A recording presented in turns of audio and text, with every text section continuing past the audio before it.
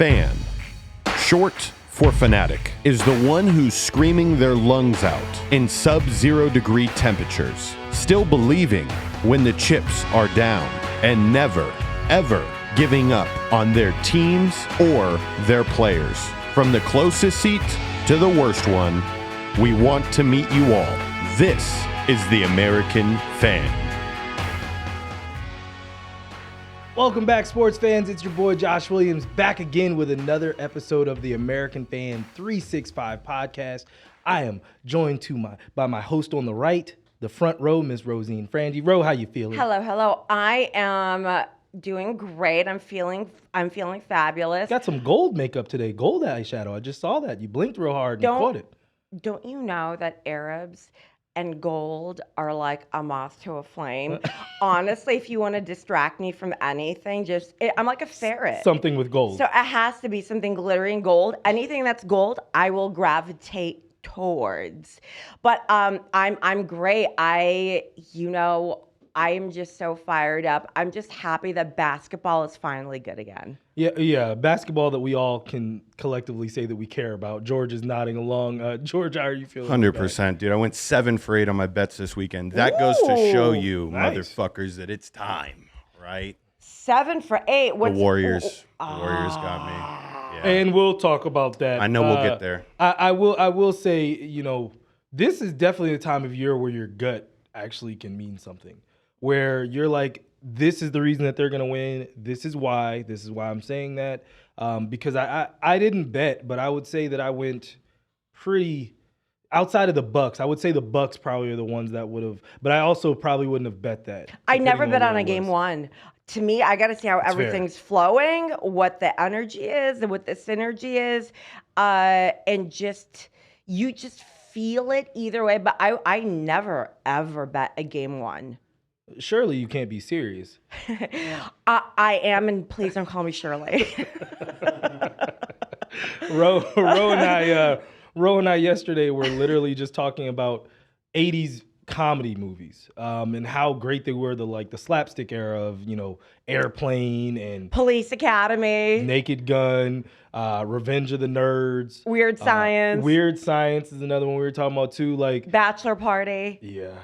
That the donkey doing cocaine. It's too. It's stuff that it's sad. It's really sad that we can't really enjoy comedies anymore. Because George, what was the last comedy that you loved and would watch over and over again that's come out recently? That's very difficult. They've gone away from my favorite type of comedy. Step Brothers was probably That's so funny. Step Brothers. I called it Step Bros. Step Bros. Porn has ruined me. And Mario Brothers. No. Bridesmaids. Horrible Bosses probably was a good one. Facts. That's probably a good one. I didn't think that was funny. You didn't think Horrible Bosses was funny? I didn't. Really? I did it. Oh, wow. Yeah, no, I loved Horrible Bosses. That one was pretty good. For me, I could watch Borat, the first one, just over and over. That's funny to me. But we were talking about Airplane, and for those who have watched it, when you go back and watch it, there are so many, not just funny, but you're doubled over laughing funny. There aren't comedies like that anymore. No, well, because everyone's too sensitive. I had mentioned one scene to Ro about the little girl that was like, I take my coffee black, just like my men. She's this little white girl, and it's like that's hilarious. My mom, till the day she passed away, anytime you ask her how she takes her coffee, she would say, "Sweet and tan like my man." Oh my God, that's too good. That's too good. Well, we do have some sports news to talk about. Jalen Hurts receives a new contract, 5 years, $255 million, 179.3 guaranteed. Mm-hmm. It's now the new largest contract in quarterback in NFL history. But of course, Deshaun Watson, $230 million is also fully guaranteed. So when they say it's fully that, guaranteed for another reason. We've talked about it, but really, it's the Browns that ruined it for everybody else. And listen, congrats to Jalen Hurts, right? Because again, anytime you put yourself, when people are like, oh, these athletes are so overpaid. Listen, I think fat, greedy baseball players, some of them, yes, I totally agree. With football, you risk death, paralysis, and everything else under the sun. Now, given the quarterback market, is Jalen Hurts worth it? Yeah, absolutely. I think he is. And do you think too much too fast for Jalen Hurts? Do you think it's too did he get paid a little too soon, that amount of money? Yes and no. Yes, we needed to see more of him because that last game that they played, it wasn't. They weren't competitive because of Jalen Hurts. So yes, yeah, he wasn't the reason they lost the game, but no, but he wasn't the reason they won it either, right? And I'd say yes because given the quarterback market, it's when people are like, oh, they should just get a new quarterback. Well, where do you? Who? I love it when people say that, like there's an ample supply of great quarterbacks. Honestly, Ben DiNucci is playing in the XFL. I will say that if I'm Lamar Jackson now, and I'm like, oh, for real? Yeah. Okay. Yeah, that I didn't even look at it that way because this broke this morning, and I wasn't even thinking in terms of Lamar, but yeah. Yeah. Like, I was the MVP. Do you understand what I'm saying? Yeah. Like, I did win an MVP. And he hasn't led his team to the Super Bowl, but he has, been a number one seed. He's done those things. It's tough. Here's the thing. It's weird to me.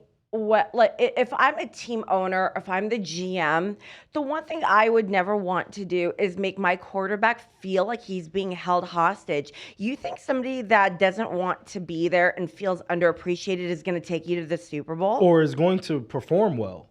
Yeah, I mean, or will even get on the field for practice because you're risking permanent injury. I will say that some players have the ability to block that out and still play well. I'm blanking on them right now, but like there have been instances where there's been literal strife, between me and the front office, and Aaron Rodgers still perform. Still has not signed with the Jets. Aaron Rodgers has, what seems to me is forcibly played for the last couple of seasons. I mean, listen, he loves it when he gets accolades, okay? And that's the only thing, because he didn't play for the front office. He sure as hell didn't play for his team. Make no mistake, Aaron Rodgers always plays for Aaron Rodgers. Now, Lamar Jackson has so much heart. I think for him, it is not only the guaranteed money, but it is like, show me you are here for me. Show me you love me. And to me, it's even worse because now not only do I not want to sign the tender, maybe I don't want to report to camp. 1,000%, or go to any of the workouts, any of the OTAs, everything. And nor should he, and I wouldn't if I were him, and that's just me. Yeah, George, how do you feel? Was this too much too soon for? This is exactly what they needed to do. They run that poor kid into the ground. That entire offense is designed around him. So, yeah, I mean, besides him being like rather competent, hardworking, something to prove, like there's really no better quarterback in the league right now that has like a better story behind him. And I truthfully mean that. Like I'm thinking about like a Justin Herbert. I'm thinking about a Josh Allen. I'm even thinking about a Lamar who has to revamp another MVP run to be up to that level. I think Jalen Hurts has more to prove than anybody. And then this is like a show of good faith. I like the no trade clause too. Yes. Yeah. That's like the ultimate, right? I mean, you can get as much bread as you want, but Deshaun Watson, I believe, has a trade clause in his contract. The one thing that people always have to remember is when you command that amount of money, all eyes are on you now. 1,000%. It's like when you interview with a company and you demand a really, really, really high salary. Make no mistake, you are expected to perform and show results immediately. Yeah, not tomorrow. Like, what are you doing day one? What are you doing before day one in football?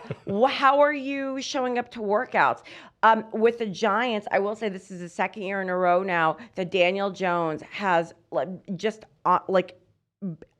by himself with his own efforts put together, got the guys all together to go to Arizona to start training by his own will, on his own accord, by his own dollar, mind you. He's paying for it too. He's paying. So that to me, especially with Dable, right? Now you're showing that I'm in this 1,000%. And meanwhile, he didn't have this contract last year, Daniel Jones, right? He was playing for this contract that he got. But when you do get any contract that is worth that much money, okay, cool, you got it, congrats. Now live up to it. 1,000%. Switching gears over to the NBA, we're going to be talking about, the NBA playoffs this year, how everything's looking. We're also going to give our coaching Mount Rushmore, but something just clicked because I had been meaning to say something about this the last 2 weeks, and I keep forgetting to put it on there. Zion Williamson, we've talked about this on our show. We've talked about this kind of collectively. The Pelicans last year, when they gave him all this money, just like Ja Morant got all his money, they got that baby max being rookies and everything. The Pelicans are in trouble because, I've always been a proponent of he didn't deserve the money, but you were stuck. Just like, getting off of football, just like Kyler Murray with the Cardinals. The Cardinals, they have to pay him because if they don't pay him, now he's disgruntled. Kyler Murray. No, but you know what I'm saying? You're kind of... I know exactly what you're saying. I think that he's the perfect, cross-sport analogy that, we can't not pay him because if we don't pay him, now everybody on our team, all the rest of our free agents are looking at us like, you ain't going to pay the quarterback. You're not going to pay the franchise if you're the Pelicans. So you can't not pay him, but then you pay him, you bust your cap. You can't necessarily move him now because he's kind of damaged goods and he looks great, but then he's not there. So you can't build your team off of it. It's like, I don't know. I think you cut your losses with Zion immediately, and this is why. Listen, the Pelicans do, they're a different team when he is playing. Sure. Here's the problem.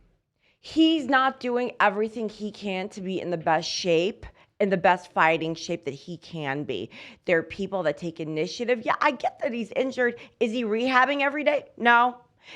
Because I gotta feel like Zion. I'm 100%, but I need to be. I need to feel 100% like he said. I need to feel like 100% like Zion about himself in the third person. The rest of the world doesn't have that option, right? You have to show up to work. You have to show up. And when you are getting that much money, and also as a team leader, how does that look? And how does that make the rest of your team feel? I personally, if you are required to be in a certain type of shape and a certain type of condition and keep conditioning, but you just don't, you don't want it now. Yeah. To me, that shows you don't want it. To me, that's like, I need to lose weight. I am in a wheelchair with oxygen. I applied to be on my 600-pound life, okay, because I want. But then you are at the buffet every day. You don't want it at all. At all. And I don't see any effort from Zion. Again, I don't live with him. I don't know the man. Yeah, we don't know. But what would be reported on is just like when we know players are going to camp early and how hard they've been training in the offseason. And that's one thing I could never take away from OBJ is he stays ready, okay? Zion doesn't care. I don't care who doesn't like to hear that, but his actions show you, because don't tell me nothing. I see what you're doing. So that shows me that you don't care. 1,000%. Zion Williamson is a shape round. George, what do you think about Zion? He's an octagon. Who taught you octagon? Go ahead. Tell me about Michael Porter Jr. is my comparison to him. Dude completely hurt. If you watch the Nuggets 2 years ago, you can see it was a young stud, so much potential, similar to Zion, not as much hype. But Michael Porter Jr. wanted to be on the fucking court. Yes. Like, he was very verbal and vocal about wanting more playing time early on in his career with the Nuggets, even though he was battling crazy injuries. And the Nuggets were like, no, bro. Doctors. We're going to pump you. We're going to pump it back, because now look at the Michael Porter Jr. that they have. That dude's pretty scary now, right? So I'm hoping that the layoff kind of propels Zion to Michael Porter Jr. levels, but he doesn't want it. He doesn't want it, and it's so obvious. You got to say it. You know what I mean? Like, even if it's fake, have the darkness hold you back. No, do you guys remember who is Jay Cutler? Every post-game interview, Chicago would shit the bed game after game after game. And he didn't, like, literally, you would see him in the post-game interview. I mean, you could tell that there was zero effort in the game, but he would be in the post-game interview going, yeah, well, we could have done this better. That's right. And it was obvious. It's like... Well, I will say this as a coach. That's one thing that sucks the most because it is basically how you portray yourself. And we don't know what's inside Jay Cutler, but all we know is what you show, and what you show seems as if you don't care. I don't know if you don't care. I don't know if you've had sleepless nights or crying or, you know what I mean? But in terms of what you show, what Zion has been showing is too much nonchalance, too much, that injury shouldn't hold you back for 7, 8, 9, 10 weeks. To me, he just seems very apathetic. And somebody like Kobe, okay? Yeah. Saying 60 with a ruptured Achilles, didn't even let anybody know he was injured until after the game. See, there's a different mentality, okay, when you play. That when we talk about the players of the 80s and 90s and 2000s, they would be really hurt. MJ injured, would play with pneumonia. There's a difference when you want it. Zion is apathetic, and not only, and I think the way that he's acting is very selfish because it demotivates your team. Yeah, and I mean, look, the Pelicans have no business, being in the position they're in. They have a solid core. But, we talked about, earlier with Jalen Hurts getting all this money. When you start to zap that much money into one person and that one person isn't, it's like the Warriors, Steph Curry not playing, it's a big loss to your team. Now, granted, they're a great team and they can probably keep it afloat. But just like the Pels, you're in the play-in. You know what I mean? That's 30 points coming off your team. Zion Williamson, 24, 25 points, a lot of rebounds. But it doesn't matter. I don't sink any more resources into him, period. Yeah. Show me you want it. That's it. Switching gears, we're going to give our top NBA coaches of all time, our coaching Mount Rushmore. George, I know that you talked about Mount Rushmore earlier. Yeah. So I'm going to let you go ahead and start. I feel like it's all going to be the same people. Wait. Josh. I had a feeling that you probably weren't prepared. Josh, it's great that, you quoted me as saying, we got to get this Mount Rushmore back running, right? So, Josh, what's your top NBA coach and Mount Rushmore, buddy? Let's hear it. Way to pass the buck. For me, it begins and ends with the Zen Master, Phil Jackson. That's one. Are we doing it in order? No, it's Mount Rushmore. Because I'm going to do mine in order. Yeah, they're all up there. I know, but I'll do mine in order. Okay, I'll do mine in order as well. Phil Jackson, Red Auerbach, Greg Popovich, Pat Riley, and I feel like Rose is going to say the same. What I will say is this: the two people that are right off the board that could be there, we'll see. Steve Kerr, quietly, five playoff years. In those 5 playoff years, 22-2. There isn't a fifth man on Mount Rushmore. No. We're saying, is he in the running? He's like the next tier down. The two losses yeah. in the finals. Yeah. He's only lost twice. Yep. And then every year that they've made the playoffs, they've made the finals. So that's one thing I will say about Steve Kerr. And then the next one would be Chuck Daly with the Pistons. Okay, so my Mount Rushmore of NBA coaches in order. It's the same people that you have, Josh, but in a very, very different order. I have Red Auerbach. I have Pat Riley. I have Phil Jackson. I have Greg Popovich. So Phil is your third? Yes. Why is Phil your third? Phil is my third because he's never had to do the rehab on a team in the same manner that Red Auerbach and Pat Riley had to do. Well, I mean, Red also had like literally the entire league. He had like 8 Hall of Famers on one team. He made them Hall of Famers. That's fair. There's something to be said about that too. He made them Hall of Famers. Yeah, no. There's because Bob Cousy was there before Red Auerbach got there, and Bob Cousy became the Houdini of the hardwood. That's right. Once Bob Cousy allowed him. Once Red allowed him to pass the ball. He didn't care how he passed the ball, just as long as that person catches it. I don't care. See, I love that old school mentality. I'd actually put Chuck Daly before Steve Kerr. Yeah. There's just that fighting mentality, right? And their acumen. I will tell you, all those gentlemen, their basketball acumen they can gauge what needs to change immediately, and they change it immediately. They don't care whose feelings they hurt. Yeah. None of those gentlemen, right? I will say this: if the Warriors win this one and they get 5 out of 6 tries going to the finals, I would probably push Steve Kerr ahead of Pat because they'd have the same amount of titles. No. Different basketball era. They're softer. I disagree. And Pat Riley had to deal with stronger personalities. That's fair. Pat Riley had to deal with cocaine. Pat Riley Cocaine also is a had hell of to a deal drug. with Pat Riley also had to deal with the Bus family. Yeah, that's fair. Can I toss a name out there for you guys to bicker about? Okay. Eric Spoelstra.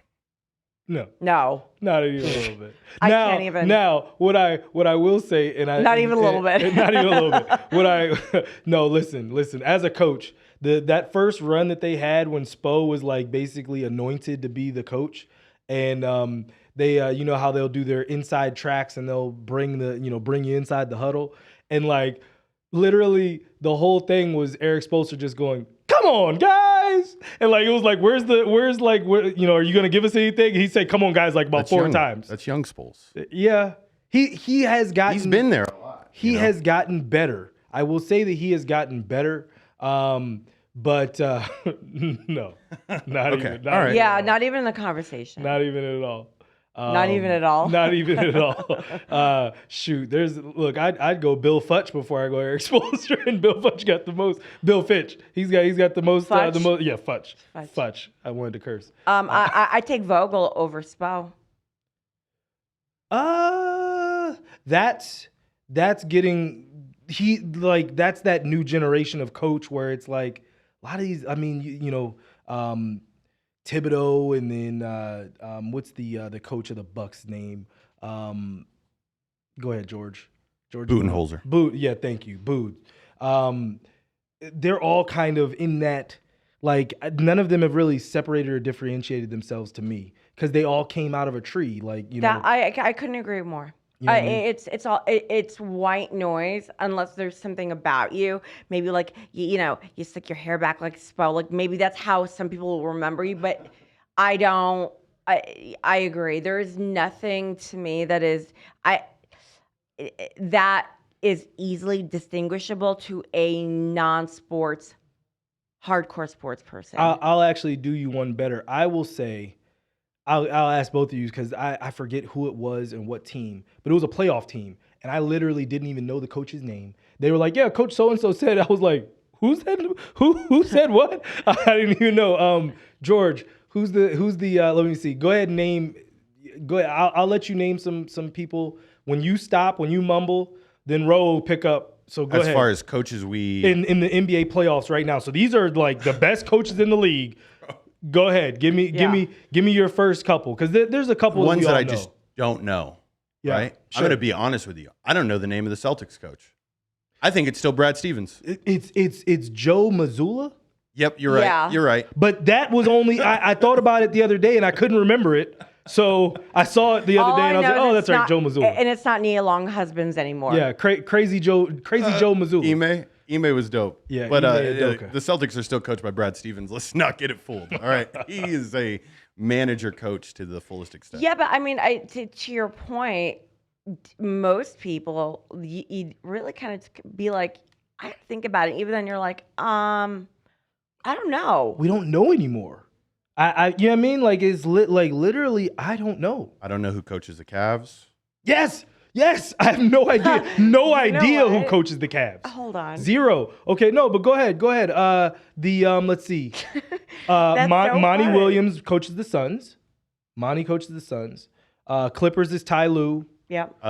Kings is Mike Brown. Mike Brown, That one's right. easy now, Legend, but last year I didn't know. Right, I didn't know last year. right. Because it was in between the Luke Walton. Yo, I don't know. I don't know who that was. who does coach the Cavs? I don't know. All right. Legit. Because now I'm like, It's like a younger dude. It's not somebody that we. J.B. Bickerstaff. That's right. That's right. It's Bernie's boy. It's Bernie Bickerstaff's boy. You're right. That's what, because it came up the other day and I was like, those fools ain't winning because they got Bernie's boy. This ain't the 70s. I don't know. The Timberwolves coach? No idea. Chris Finch. He's lost control of that locker room. We'll get there. Let me see. Who else? Well, obviously the Heat is Spo. The Knicks is Tom Thibodeau. Who's the coach of the Nets? the Brooklyn Nets? Yeah. I mean, It ain't Steve Nash. It was Steve Nash. Jacques Vaughn. That's right. That's Jacques right. Vaughn. Okay. All right. That's a name. Former NBA player. That counts. That counts. I don't know who coaches OKC. Mark. I don't even know how to pronounce his fucking name. See? Right here. Look at that. Mark Yeah. Dijon. Mark, he ain't going to be here no more. Mark, he gonna you get should be fired. coaching hockey with that last name. 1,000%. That is a hockey last or name. javel throwing. Well, who's your Lakers coach? Palenka. I freaking hate you. Oh my God, Darvin Ham. It's Rob Palenka. Look, listen. Let's just stop pretending, okay? Listen. DM is not. I'm gonna say the only Lakers. one thing about Darvin Ham, and as me as a player, I can't hear a thing you say, my guy, until you drain whatever this knot is in the side I of your can't daggone look head. at it either. Like, my guy, seriously, you got a welt on the side of your head, and I'm supposed to be looking and listening to you, taking you serious. This is the first time I've ever seen this. Oh my God! Fucking Yeah, hilarious. pull that thing up, roll that beautiful bean footage. Literally. What is that not? Literally bean footage. What is that not? Like, bro, you gotta. I got too assist. much vanity in me. I don't know what it is, but That's it's getting assist. extracted. That's assist. He's gonna live on my face. All I know, okay, so here's the coaching hierarchy in the Lakers. It's LeBron James, it's Rob Palenka, and then it's D-Ham. I freaking hate you. So It's true. You're not looking at me lying. like I'm crazy. It's you're true. You're not lying. Sixers is obviously Doc. Blake. I love Doc. Let's see. Hawks. Who's the coach of the Hawks? Trae Young. I'm just kidding. It's Quavo. Wait, what? Quavo. Quinn Snyder. Oh, okay, no, that's okay, right. 'cause that's a Quinn, good one. That's a Quinn good got one. He picked up moved. mid-season. That's right. He's not with Utah anymore. We talked about Knicks. Talked about the Cavs, Warriors. Can we talk about the obviously, games? Yes. I think that who's the coach of the Grizzlies? That's who it was. Oh. That I was like, Jesus, I have no idea who coaches the Grizzlies. I don't know. See, like, and I these are don't the playoff teams. Taylor Jenkins. That's who it was. Lumberjack Taylor. That's who it was. He has the blackest name for a white boy I've ever heard in my life as a coach. Like, legit. He's like a Medea character. No, he ain't black. He not white. He's he got what Michael Jackson got. That's the That vitiligo. that revitiligo. That's all it is. We need All help. right. So let's go ahead and break down these matchups before Man. So starting out, game 1, Sixers, Nets, Harden punking his old team. What do you think? Go ahead and give me your take on James Harden. I have very mixed feelings about James Harden. I mean, he's the assist king. I mean, I think that game just proves he had 10 assists. He was dominant. I mean, that was strip club lemon pepper wings Harden. When he's happy, that's how he plays. Yeah. And honestly, I openly just with Philly teams, I'm like, whatever, but I do have a little place in my heart for the 76ers because of AI and because of Doc. I love Doc. But Brooklyn, I mean, I secretly wanted them to win. But after watching that, I was really happy for James Harden because he played like he wanted it for the first time in a very long time. Since not being on the Rockets, I feel like. That's a lot because I think about it when he was in OKC. I think, okay, that wasn't his height. His height was Houston, right? And he 1000%. played like he was back in Houston, and I loved it. I was there for it. It was a good game, and I'll take it. Yeah, to what you were saying about the Sixers, I will say they probably have the least hated of sports fans. I would say would be Sixers fans. I think because they always had such a hardworking mentality. That was kind of the way the teams played. So I think that Sixers fans, but to your point, James Harden, if he plays in this way, the Sixers have a legitimate chance. Now, they're going to have to play Georgie's Celtics in the second round. But it would be interesting. I think what could, we'll get there, but I think if that's the matchup, I think that the Celtics' depth would be the thing that takes them out more than anything else. Because the Celtics can run 8 at you. Yeah, but the Celtics aren't physical. And the 76ers team is physical. See, I think that would be the differentiator. But in terms of agility, in terms of balance on the court, equally defensively and offensively, the Celtics by far have much more balance. I would say if they did lose to the Sixers, if they got to that round, both those teams, it would be the physicality. That'd be the only reason. That's the differentiator. But and even with that, the Sixers haven't shown consistency yet. No, not at all. Where the Celtics, they are. Not at all. George, what do you think about the Sixers so far? So they hit the money, or they hit the point spread for me, so I love that. Didn't really watch too much of this game because as far as like what the season's proven to me, I'm like, this is just a wash of a series. I really like the Sixers to sweep here because I think it's a point proving type matchup. Now, as far as the physicality that Roe stated, now I really hope the referees don't step too far into it because it could be one of the most physical matchups we've seen in a while. I mean, you got bad blood from both these teams. And you got a Harden that is like, at this point in time, this is massive ring chase, and he needs one, right? So yeah, my most exciting thing that I'm looking forward to is, will Robert Williams be the person that I felt like we drafted 4 years ago? He's beefed up. He started showing it last year. This dude looks like he's been push-ups, bench press. Robert Williams looks like kind of a same as Joel Embiid. So I'm really excited to see that matchup because if Robert Williams plays well there, it gives him the momentum for when he plays the better version of Joel Embiid, Giannis, and should be interesting. I'm not too worried though. Sixers sweep here. I think Sixers lose one. Yeah. I think listen, Bridges has been playing out of his mind.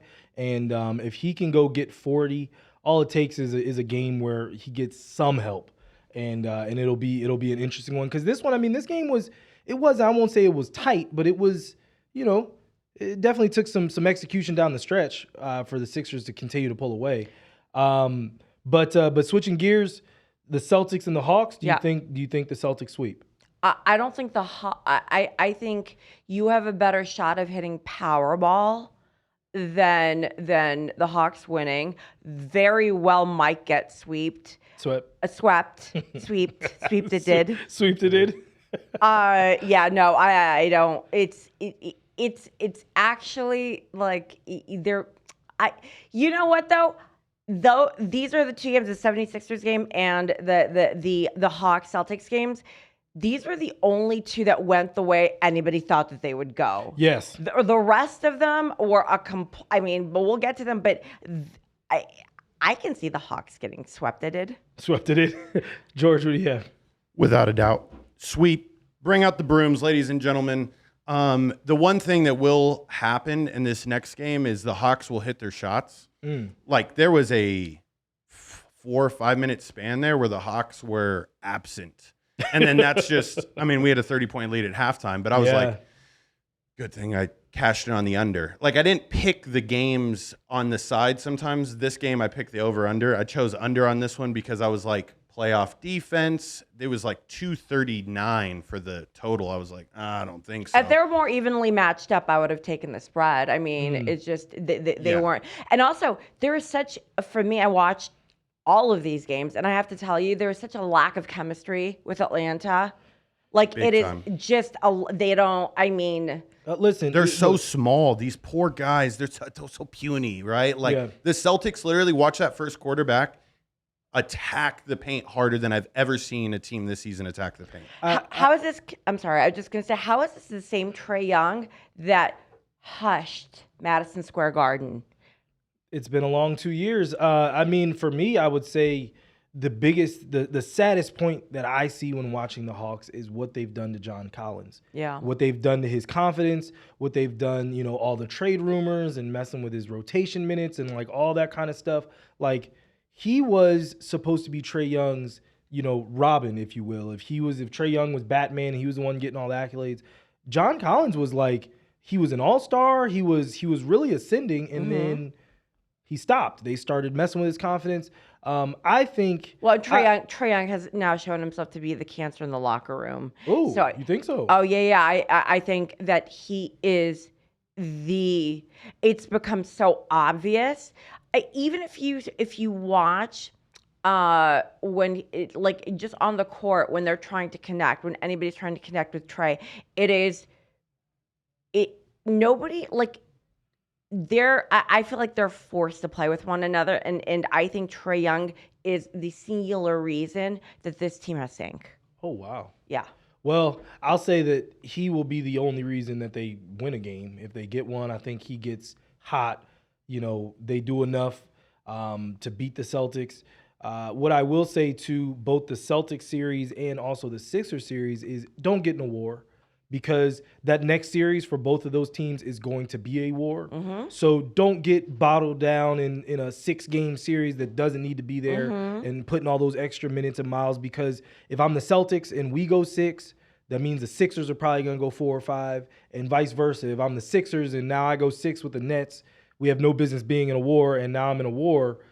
It's only going to hurt you for the next round. So the fresher those two teams can get to the next round, I think that's going to matter. But Knicks, Cavs, how about those Knicks? I always would say that whenever it was like an awkward conversation with anybody. It'd be like there was like an awkward energy. I'd just be like, how about those Knicks? Just to break up the monotony. Or just to put somebody in a worse mood. I mean, yeah. Well, at least it was shifted. It would shift it. Like, the Knicks were always polarizing, whether you liked them or hated them. But how about these Knicks? Julius Randle coming off the injury, the sprained ankle that took him out for 2 weeks. Lord have mercy, Jesus. Anyway, Ro and I have our own feelings about that. You better get out there and play. You better spit on it and get out there. You better hobble your behind back out on that floor. What was that, Blue Chips? Where Penny Hardaway's character is like, somebody you could call. He's like, I better see you at practice tomorrow. Like, if you don't get out there, we'll break we'll sprain your other ankle. Like, it's a sprained ankle. Kobe played with a ruptured Achilles. Made free throws. But the Knicks, I was saying, I think the Knicks' depth, the Knicks have a real chance. Now, granted, it's going to be against the Bucks if they get through the Cavs. They're going to have to deal with the Bucks as the number 1 seed. The Knicks have depth on their bench. Anytime you can have 3 guys. Whoa. Let's not count our chickens. After what happened to Giannis, anything happens. Anything can happen. So let's not make any assumptions. Well, what I will say, the Knicks have 3 players on their bench that can drop 30. Yeah. 3. Yeah. Like, no one else in the NBA can claim that. I can say that wholeheartedly. Yeah. You know what I mean? When you really look at their team, they have a very, very dangerous nucleus of players if given opportunities. And I think what Thibodeau has to do more is find a way to put Randle and Toppin on the floor at the same time. See, but I wouldn't put full faith in Randle because we saw what happened a couple of years ago. 1,000%. So I don't. Fair. To me, I put an equal amount of energy into my bench, because when you have a bench like that, you make sure everybody gets rotated. That's right. Okay. You have to keep. You got to keep everyone engaged. The one thing that we know about the playoffs is the playoffs expose frauds. And this is the one, and this was listen, I am not a Knicks fan. I am a fan of other New York organizations openly and very much so. I just don't like the Knicks. I don't know. It's because of the fan base. I'll tell you that. But I will tell you the hype around Julius Randle, I said they're not like he's going to crumble, and the playoffs expose the real G's. Okay. So at this point, I'm impressed with what they're doing. The one thing Thibodeau cannot do is put all his eggs in Randall's basket. If you sleep on your bench and if you don't give them equal time, that's going to be what takes you up because they have potential. They have chemistry. Jalen Brunson been playing out of his absolute mind. Brunson's been ridiculous. I will say before I give it to George, whoa, easy, pause. Pause. I will say that down the stretch of that game, shut up.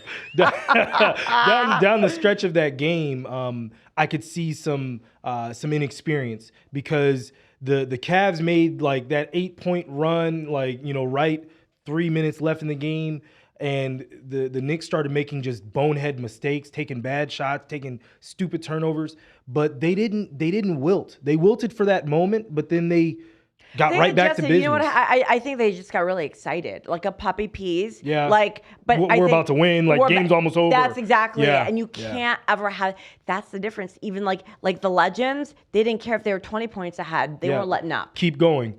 George, what do you think about the Knicks? I am very excited to see the way that they've come together. The one thing that I think we'll see in this matchup is Donovan Mitchell possessed. I think Donovan Mitchell is I think he's got a 60-point game in him coming up here soon. I wouldn't be shocked. Because here's the big thing. He's been in so many of these games. If anybody from the Cavs is going to will the team, it'll be that guy. And that could be like a knock'em, sock'em, rock'em robots type game 7 feel to it. Yeah, in Cleveland. It could get nasty.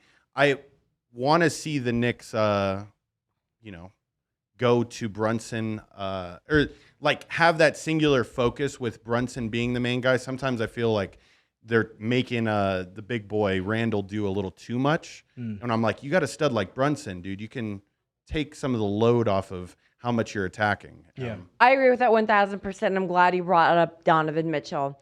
He should have been a Knick because I'm going to tell you right now, listen, I think that was his destiny. I cannot believe, to me, that was probably the biggest bonehead mistake, but that's par for the course with the Knicks front office. I will say though, if Donovan Mitchell was with the Knicks, those are your NBA final champs. It would definitely, with Brunson, if they had Brunson too. I can't remember. I'm trying to think back to last summer. If they got Brunson and then they were still even without Randall, after. I think if you had Donovan Mitchell and Brunson without Randall, I think that you would have a problem on your hands. You'd have one of the best backcourts in the league. Yeah. Not even a question. I can definitely give you that because I did not see. I was like, Brunson. They gave him all that money and he's making a fool out of me. The Kings Warriors matchup. Are the Kings going to embarrass the Warriors? That was a question by Miss Rosine Rowe. You asked the question. Go ahead and go. I think that the Sacramento Kings are going to embarrass the Warriors. I think that they are going to show them this is a warrior spirit. Now, if you watch the fans, if you watch that whole team, first of all, De'Aaron Fox, this game was the best game so far, point blank, period. When you had Malik Monk, you had De'Aaron Fox. The way they played, first of all, De'Aaron Fox was unguardable. And he was unguardable. He had, what's his bucket? He had Wiggins missing complete open shots. They completely shot. They completely surprised the other team. They didn't know how to deal with them. Nobody could guard De'Aaron Fox. You had Malik Monk coming through and hitting points, not only in the mid-range, but threes when nobody was expecting him to do that. Just the chemistry with that team, the way they're going, I am so excited for the Sacramento Kings. I was on going, when you hear Sacramento, who's scared of Sacramento?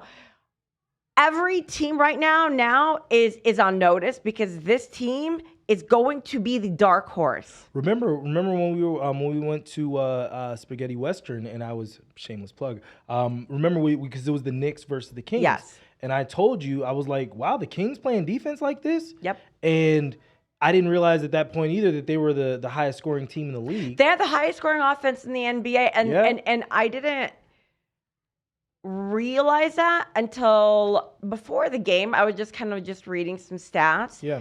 And they have the leading offense in the NBA and all of the league. In the league. Yeah. So, I got to tell you, I keep on talking about De'Aaron Fox. This gentleman is unguardable. Well, look, De'Aaron Fox was my surprise of the entire weekend because I haven't, outside of that game that I mentioned before that Ro and I watched, I hadn't really watched the Kings. De'Aaron Fox had the second highest debut point output in playoff history. He had 38 points, 5 assists, 3 steals, and went 4 of 8 from 3. And it was the 4 of 8 from 3 for me because I listen. De'Aaron Fox, he always was the guy that you couldn't stay in front of. He was, he went to Kentucky after John Wall. He was supposed to be the next John Wall. That boy can shoot. Yeah, and I was like, oh, sure snap. So can Malik Monk. Honestly, I wouldn't be surprised if they ended up taking it because the way they're playing, and you know what they have going for them is nobody's expecting them to do anything further. I didn't even see it coming. George, what do you think about this matchup? The Warriors are trying to play a game that the Kings are thoroughly better at. So what I'm trying to decipher in my head is, does Steve Kerr make the adjustment to slow the Warriors' pace down and try to throw the Kings off? Because what I witnessed was a Kings team that was just like, they were just faster, man. They hit their shots. They're more efficient. Although the Warriors are that other team where it's like, if there's anybody else that can go tit for tat with them, it's them. This is going to be a coaching matchup. Remember, Mike Brown was with the Warriors throughout this entire run. We were talking about that yesterday, yeah. I mean, I think he's got the blueprint. So now it's Steve Kerr, right? If he's going to be a Mount Rushmore coach, Josh, he makes the adjustment. One thing I will say, and I want to know what you guys thought about it. Does Andrew Wiggins deserve to be on the court? He got put in the last 5 minutes of the game, and I don't think he's mentally ready yet, but I think that was Steve Kerr saying, we're riding with you, big dog. He was missing wide open shots. Tell me about it. He was 1 for 8 from 3. Yeah, there you go. Wide open shots. First 2 quarters, different chemistry, synergy, because this is what I saw. I saw Steph Curry getting gassed, which is rare. I felt like he was on full throttle first 2 quarters. Then I saw you could see the energy had changed because they're like, holy shit, we weren't expecting to deal with this team. They didn't know what to do. So, Georgie, to answer your question, they have to figure out a way to trick the Kings now, right? Because I'm going to say this, they cannot outplay them. Agreed. Well, I'll say this. The reason that the Warriors won the finals last year was because Wiggins gave them that ability to get to the cup. And the reason that the Kings, I had down here was it bad refereeing or was it bad tactics? Because the Warriors, they fall into these ruts of, we've talked about, you fall in love with the 3-ball too much. Yep. And it's beautiful when it goes down, but we can get a better shot. And we have to believe, like the Kings, that the end of that fourth quarter, everything was to the chest. If we were pulling a 3, it was off a dribble penetration and a wide open look. Yep. So, and the end of the game, Klay Thompson gets all the way point blank to the basket, De'Aaron Fox is sitting there, and he passed it out as if Sabonis was in there lurking, waiting to block his shot. And it's like, bro, we're down 1. You get a bucket. We're putting pressure on them to draw up something with 3 seconds left in the game. Yeah. We pass out to Andrew Wiggins, who was open, but for a 3. Like, why are we shooting a 3 in this situation? Completely open. He could have taken 3 steps, hit that mid-range. I mean, then it maybe even gotten a foul. It could have been an and 1. So... But that didn't happen. You've got to stay away from this 3-point culture, especially when you're shook because you don't know what just hit you. Yeah. So now you're like, now it's out of desperation. So yes, he's not ready, I think, mentally yet. And 2, Wiggins. And 2, you can't make shots out of desperation. And if you're doing them completely unguarded and you still don't make them, then maybe you should sit down. Yeah, definitely not consistently, for sure.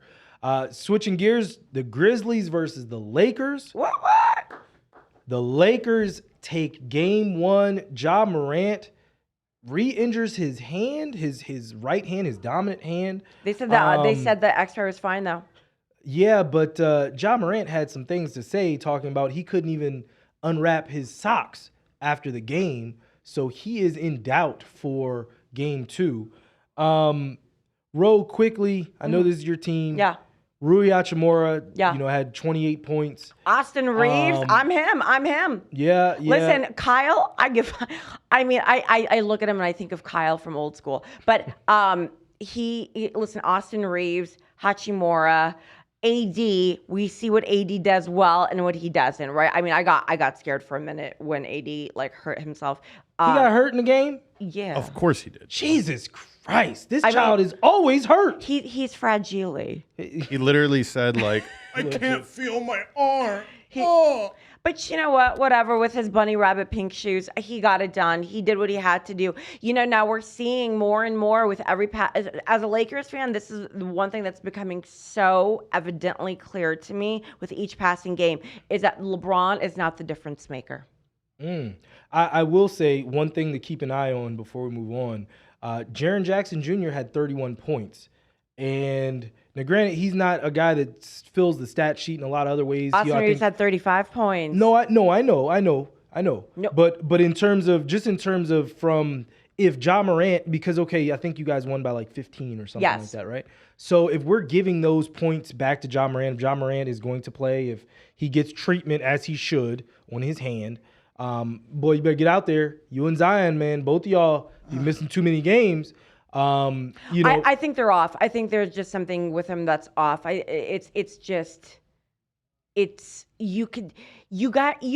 know you two know what I mean. You see it. You feel it as a sports fan. You know when your team is off and you know when the other team is off. There's just, I think a lot of it too is, and I like Ja Morant a lot. I think we've talked about this. He's part of the reason that basketball has become exciting again. It's that electricity. I have nothing but respect for Ja. I will tell you, I think what happened during the season with all the trouble that he got into and all the stuff that he went. Something else. It left because that team has never performed the same.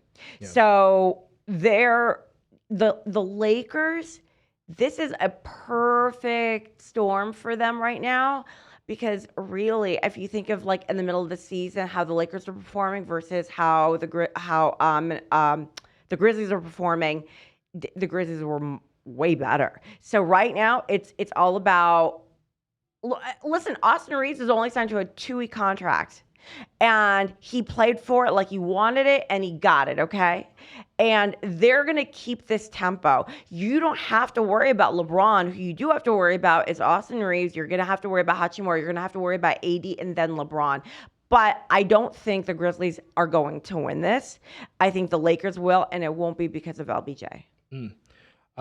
Bucks versus the Heat. Miami steamrolls the Bucks.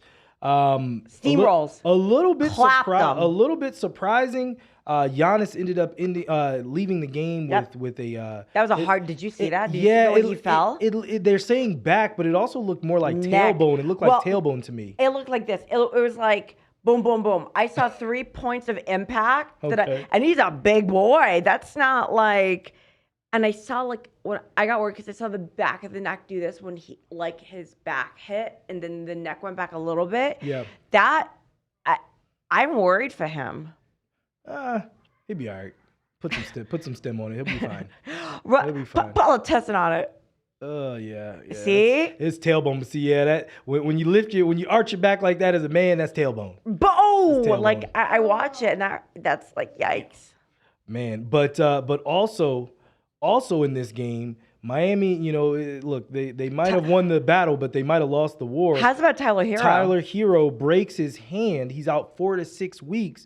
And but Gabe Vincent's situational awareness is trash. Tyler Hero was hurt. He's holding his hand. He's trying to just fade into the corner to get a timeout so I can get to the bench and somebody can check me out.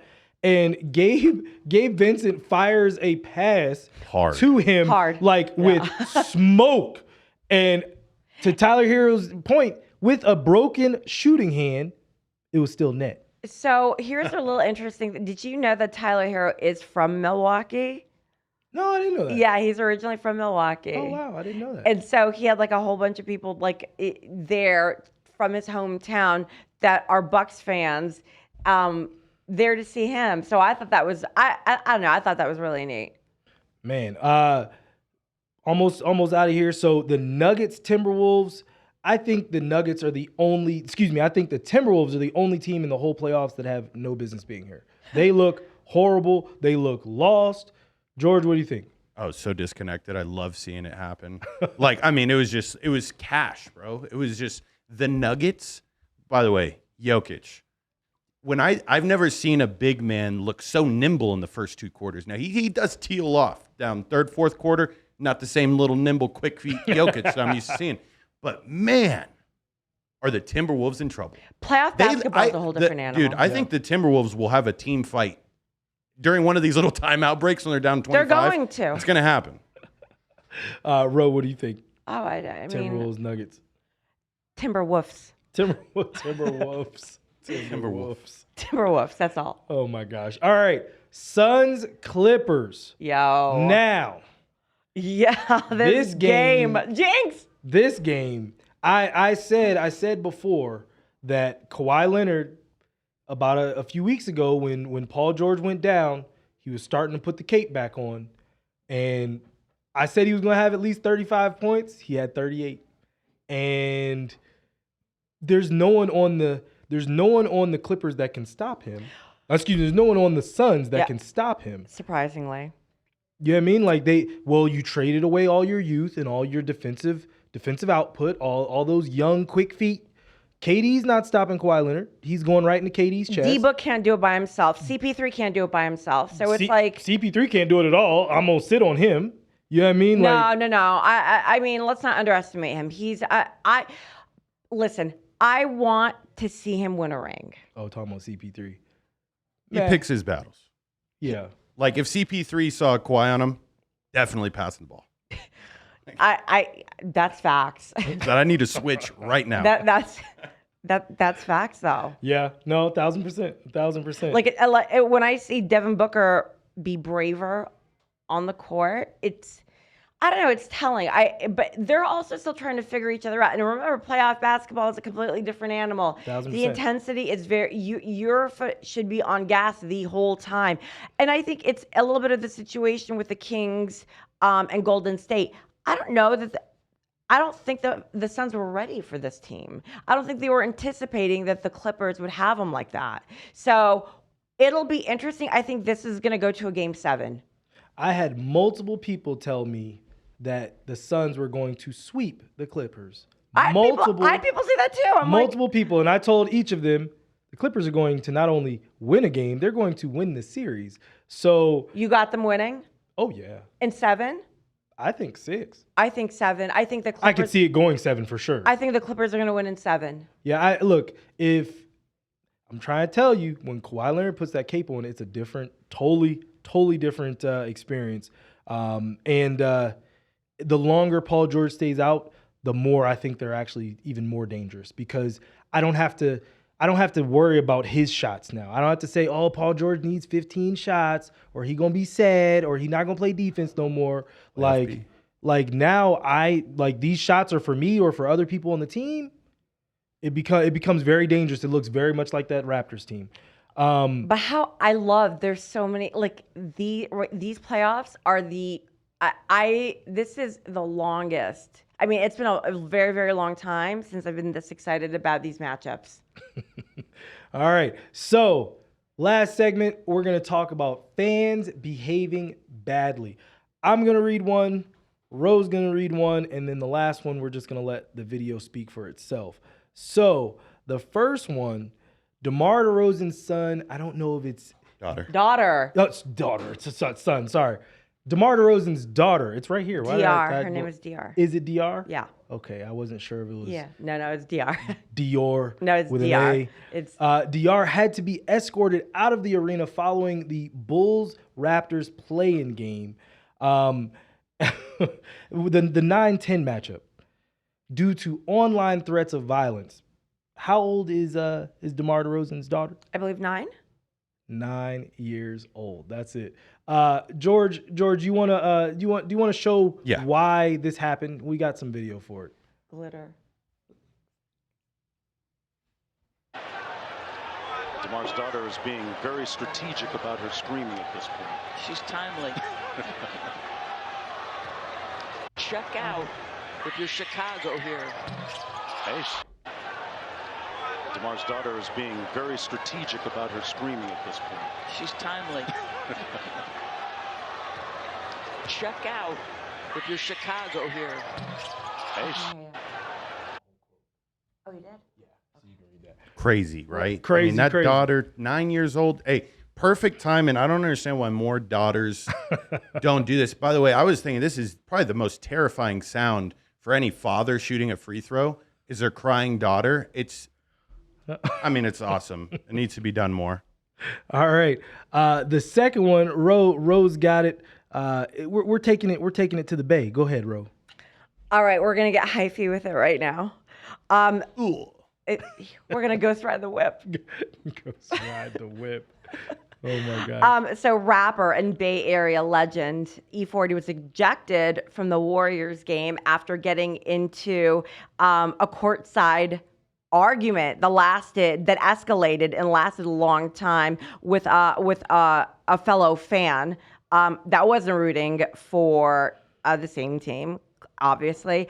King Security approached, and E40 said in a statement, so he was ejected, and he said, King Security approached me, assumed I instigated the encounter, and proceeded to kick me out of the arena.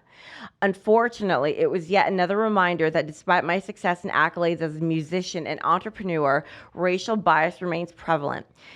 Security saw a disagreement between a black man and a white woman and immediately assumed that I was at fault.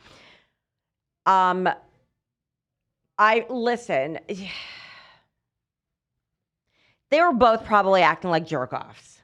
Yeah. Well, what he had said too earlier in the statement was that she had said some things, some disparaging things, and he let it ride, and then he politely let her know what was good. And it probably jumped a little off kilter after that. But finally, last night in the Clippers-Suns game, Russell Westbrook had an encounter with a fan in the back.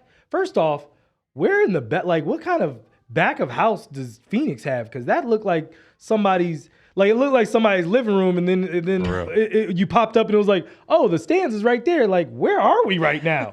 Like, it was like a leather couch. Like, it looked like my college. We're at Nana's house. George, go ahead and roll that footage. Watch your mouth. Take it like a man. Watch your mouth, motherfucker. Watch your mouth. There you go. Say it like that. Watch your mouth. That's the man. Westbrook. Talk about it. Be about it. Westbrook. Woo. You need to go sit your hostile ass down. No. Russell's always always in a tussle. Russell likes to tussle.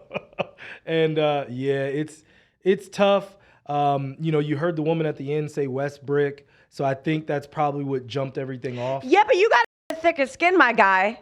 Yeah, you got to make a basket, homie. Like, you hustle. He does not like people playing with his last name. You showed more excitement and energy and enthusiasm going in there to talk shit in front of a kid, no less. But listen, fans have gotten braver now, okay? And they need to not be as bold. But then again, let's go back to the 80s basketball. I mean, the shit that they used to say. So this is par for the course. This comes with the territory, my guy. This comes with that contract. It's unfortunate, but I love Russ. Yeah. I just, come on, dude. Like, what I don't understand is you can pull your jersey down, home skillet. Like, and then we also, like, he is just permanently grabbing his junk from start to finish in this video. Like, that is the international don't fuck with me stance right there. When a man is grabbing his dick like that, say, fuck with me, motherfucker. No, but like, something seriously, about to pop off. If he was to now, right, just gonna let's solve Russell's problem, ladies and gentlemen. Utilize that time to go shoot a rack. Am I right? Like, correct. Go shoot multiple racks. Because if you are 2 for 15 going into the fourth quarter, it doesn't matter how hard you play. Westbrook shouldn't like hurt you. Yeah. It actually, you know what? He should embrace it. And next year, like Ocho Cinco changed his name, he should change his last name to Westbrook. He should embrace it. He should dial in. Yeah, but right. It's so like, to me, I don't get it. It's like, please, the shit that I've been called without a multi-million-dollar contract. Fair. I don't even pay mind to anymore. I just laugh. I mean, what are you gonna do, right? It is what it is. It is what it is. Well, we've come to the end of another episode. I just want to thank each of you guys for watching. Please make sure you like, share, and subscribe. Share it with your people. From Josh Williams. And the front row. And the bearded George, Grizzly man in the back. We just see you guys next time. Fan, short for fanatic, is the one who's screaming their lungs out in sub-0 degree temperatures, still believing when the chips are down, and never, ever giving up on their teams or their players. From the closest seat to the worst one, we want to meet you all. This is the American Fan.